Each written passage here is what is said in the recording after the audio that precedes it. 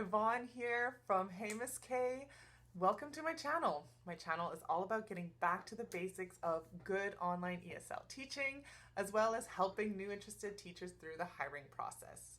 Now today's video is going to be on Level 3, Unit 6. I'm doing this level because it's actually fresh in my mind and I just had several students go through it. So I have all my ideas in my head right now. I'm also doing a second video, this one, because my first video did really well. It helped a lot of people. I did one on Level 3 Unit 1 because I found it quite boring and dry as a unit. It's about the days of the week and the months of the year. So I just made a video to help you guys out, and so now I'm doing Level 3 Unit 6 because I got a great response from my first video. Also, little FYI, if you see a little bit of a difference from now until the next part of my video, it's because I had to redo my video, just the beginning. I played around too much with it and now I can't undo everything that I did when I was editing, so I'm learning. I'm learning. Okay, let's jump right in. Level 3, Unit 6 is about the 5 senses, place value, demonstrative pronouns, I think I'm saying that right, adjectives, and long and short vowel sounds. I'm going to jump right in with the math. It's like I said, this whole unit is a lot of fun, and it's not as dry as Level 3 Unit 1, but I'm just going to share my ideas to help you guys out. Okay, so the first thing that I use is my place value chart, because we refer to this a lot in this unit, and I just made it myself. It's just piece of paper that I wrote on, and I put it in a clear folder so that I can just reuse it as often as I need to, and I use my whiteboard as a hard back. I don't want to write hundreds, tens, and ones every time on my whiteboard, so I decided to put it in a clear folder. So this is super easy, right? You can just ask them any number and you put it in. 127. How many hundreds? 1. How many tens? 2. How many ones? 7. So very visual, very easy to see. I also like to use it for the expanded form. So what I'll do is I'll draw a line and we'll put in a number like, let's just say 35. So how many tens? 3 tens. How much is that? That is 30. 5 ones. How much is that? 5. 30 plus 5 equals 35. That is your expanded form right here. And this is using the place value chart up here. So they can see both on the same chart. Something that I recently started doing was using my money, and I don't know why I never thought of this before. So what I do is that I have money, but you can also just cut out paper and put numbers on there. I use it when we are talking about numbers. So if I'm going to take the number 35, I will ask, well, how many tens? 3 tens. All right. 3 tens. How many ones? 1, 2, 3, 4, 5. So it's very visual. They can see it, they can count it. I think it's really helpful, especially when you're introducing it. You might not need this every class or later on in the lesson, but it's fun to use, and like I said, it's just very visual, and maybe you're already using it as a reward. If you're using money as a reward, well, then you can start counting how many tens and how many ones you have. So I highly recommend this if you have some money lying around, or if you have the time to just quickly cut up some paper and put some numbers on there. Okay, let's talk about the 5 senses. I'm going to start with sight. And sight is so easy to talk about because you can grab anything around you and just say, I see a cookie, you know, very easy. But you do also talk about see versus look. And how do you explain that? So what I like to do is that I see, and I show them that I'm looking around. I see a sun, or the sun, sorry. I see the clouds, or I see the dog or a dog. So I'm showing them looking around, I'm seeing. And then when it comes to look, I really look. I'm looking. So I would say, I look at you. So I might look at them. So I'm really showing that it's not just seeing everything, it's that you're looking for something specific. Or I look at I look at dino. I also have some, just like some toy glasses that I sometimes use that I'll be like, I look for dino. And I look, oh, there we go. So again, making it very visual, very easy for them to see the difference between see and look. Okay, next one about for sight is also bright versus dark. Again, this is pretty simple because you can once again grab any object that is dark. I have a dark blue marker and a light blue marker. But I also like to use my lamp, and I will show them like bright. Whoa, it's so bright. So again, just using what's around you is the simplest and easiest way to show those things. Now let's talk about feel, touch.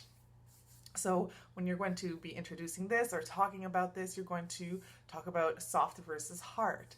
Again, I'm all about being not a complete or full minimalist, but I do like using what I already have and not having to buy extra stuff. So I use what I have. Dino. Dino is soft. He's so soft, and I'll hold him against my cheek and say soft. You can use your clothes. Soft, soft. And then for hard, again, I use what I have. My whiteboard. My whiteboard. It's hard. And I knock on it to show that it's hard. You can even use your marker, like, you know, you're knocking to show it's hard. It's not soft like dino or like your shirt. So something that's super easy to show the difference.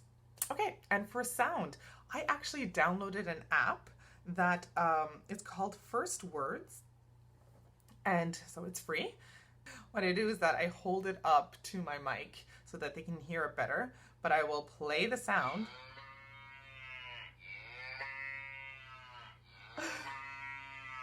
And we will talk about, is it a loud sound? Is it a quiet sound? What sound is this? It's a cow. So I just play a few of those to just extend the lesson. I also will maybe just bang on my desk. Is this a loud sound? What kind of sound is it? Is it a quiet sound? And luckily I got this. Woohoo! I have some bells on Dino. So again, I have a few options to make sound. And then of course you have your own voice. So you can pretend to be a rooster or a dog and make big loud sounds. Or you can pretend to whisper. And I like to whisper to my students. And then we have like this short conversation and we're just whispering. And it's really funny. So again, easy, but just wanted to give you some tips and ideas on how to talk about sound. The next one is taste. So taste is fun because you get to pretend to eat things or literally eat things. If you have something in your classroom, or maybe you like to have a little snack on the side to munch on as you're going between classes, use that. What I really like to do is to make faces when we taste. When we talk about sour, we make that face, and if it's spicy, we talk about how spicy and hot it is, and it's spicy.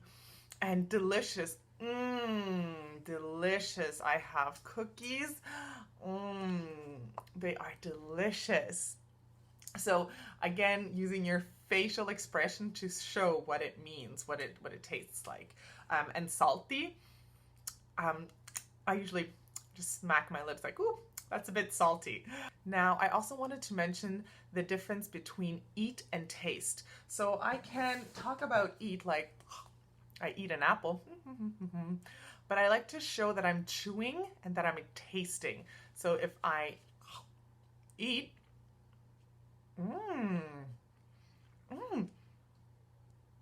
it tastes sweet. So I'm showing them that I'm not just eating it, I am tasting it. And then when I use something else, I can, it tastes salty, and show them that that means taste. Eat is swallow and you're done, right? But tasting is really taking the time to taste the flavor of the food.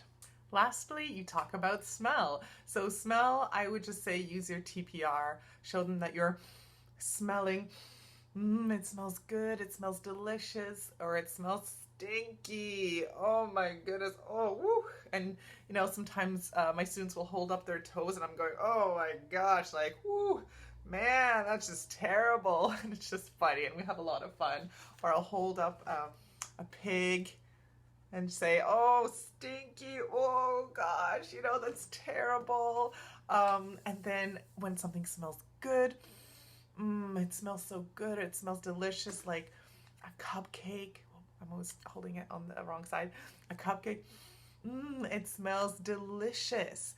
Now, one thing that I noticed that one of my students did was that we had a flower, or my flower, and I was like, how does this flower smell? Oh, it smells nice, or it smells good. And then she said it smells delicious. And so I had to actually educate her on that objects don't necessarily smell delicious. Actually, usually only food does, right? So food can taste delicious and taste good, but objects can't necessarily smell delicious, because delicious means that you want to eat it and you're not going to eat a flower. So just a little FYI, something to watch out for. Okay, so all right, so that was the 5 senses. Those were some ideas for you to use in your classroom. Now, teaching this, that, these, those. I, again, will use my cookies that are my reward system, but also actually something that I use a lot for props. So I'm going to just use these and say, this is a cookie, and I hold it up real close, or like this right here. And then I'm going to hold it up real far and show them that. And then I use these and those. If you don't have anything like that, or if you're even more of a minimalist than I am, you might just have markers in front of you or pens, and so will the student. The student might also have these things. So if you can get them to grab something, at least 2, then they can practice with you. Anything that you have around you and that the student might have, sometimes they have books, so I tell them to use their books just for the practicing. And actually that I find most students get. If you just use a chart trying to explain that, oh, for singular it's this and for plural it's that, it really is not that helpful. But if you have a picture and then you can point to things, if you say I'm here and then you point to something far, so you can say that or these or those, that is really helpful too. Adjectives. Adjectives I find is something that they catch on fairly quickly. And what I do is I use Dino again as an example, and I say, what is Dino like? What does he look like? How is Dino? So they might say he is yellow, and I'm like, good. Is he nice or bad? Nice. Is he big or small? Small. And then we just use it in a sentence. So I show them, okay, he is nice, big, and yellow. Or I could have started with Dino. So they, move over here, they see that these are the adjectives that we just chose to talk about Dino. So once again, use what you have in your classroom and have them, give them options if it's too hard for them. Let them know that, okay, is it this or this? So those are adjectives. These are adjectives, because they help us know more about Dino. Okay, so there you go. That's what I do. And it actually just comes out to that. And then I just choose random things around my classroom or what's already on the slide. And we try sometimes and come up with as many adjectives that we can. I will also, because they do learn the word comma, every time we say a word, I also say comma. He is nice, comma, big, comma, and yellow. So I want them to know that they need to put commas between every adjective, oh my goodness, except for and. I said at the end, well, like, comma, and the last one, I say the last one, we use and not just a comma. So that's my little trick for adjectives. And finally, this is the last thing about this unit, is the long and short vowel sounds. So you're going to have all the vowel sounds, and what I like to do when we do vowel sounds is actually show them, if we're doing long vowel sounds, I will say kite and kit. I show them with my arms that this is a long vowel sound. This is a short vowel sound. The long vowel sounds, it's just the name of the letter. So we say letter A, so make the A sound. Let's try bake. Bake. Bat, bake or bait. So same thing with O, same thing with I, kite. We say kite, I hear I. And I'll show them the letter I. And then we practice I and we say kite. So those are the 2 tips as far as long and short vowel sounds go. Some will explain the bossy E rule. I haven't found great success with that because sometimes it's just above them. They're not even sure what bossy means, and so I mean you can show it to them, but to me it's a lot easier to do this and show them long and then short a, and show them the difference between the sounds. That is it, everyone. Those are my tips for you when you are teaching this unit. I hope some of them helped you. I hope, I'm sure you already do similar things, but I hope that I gave you a few more ideas for when you're teaching this unit. It is a fun unit, but like I said, math can get a little bit repetitive, so switching it up with money and the whiteboard and things like that, it's a little bit more fun. So if you like this video, again, please click like, please hit subscribe if you want to see my other videos that I'm going to be doing about specific units. I'm going to keep doing this because I really enjoy it, and I also find it's very helpful to a lot of people. So you will see all my videos pop up if you hit the notification bell. You can watch them and hopefully it will help you in your teaching. So thank you so much for watching today. Until next time, guys. Bye.